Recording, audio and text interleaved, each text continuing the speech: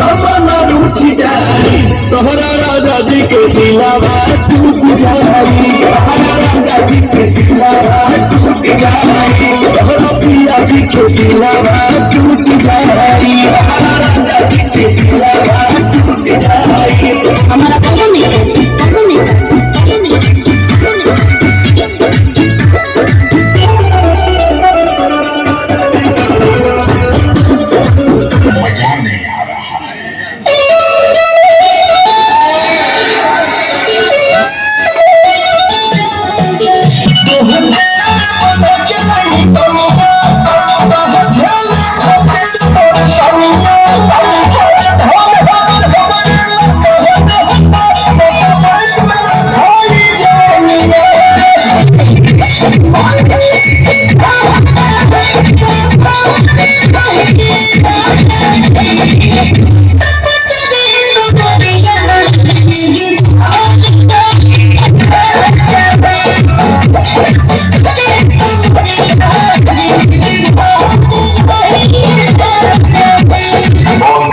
गाना क्यों बंद किया बेटा?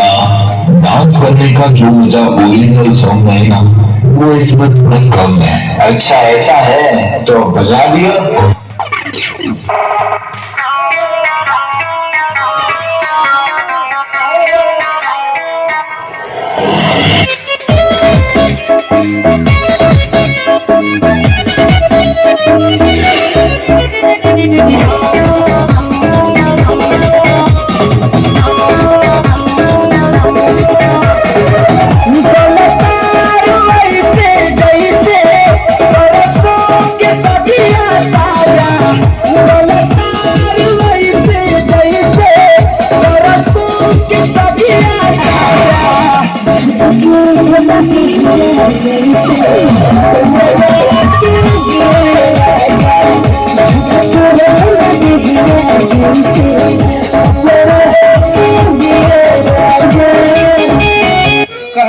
कभी काका जे हमरे औरत के ढूंढ के लाई वो का हम 150 रुपया देगा। नहीं यार उतना ज्यादा हो जाएगी। क्या दीजिएगा?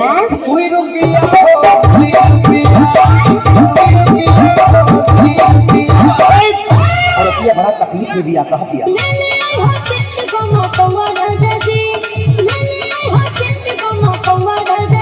यही के बदल के गा देना के भैया बात चला मास्टर दूसरे महीना में मोहले आता तीसरा महीना के दार का भराई चौथा चढ़ल अब चलल मजा चढ़े बचवा में भई छोटे खटल बड़ा नीक लागे देव उसके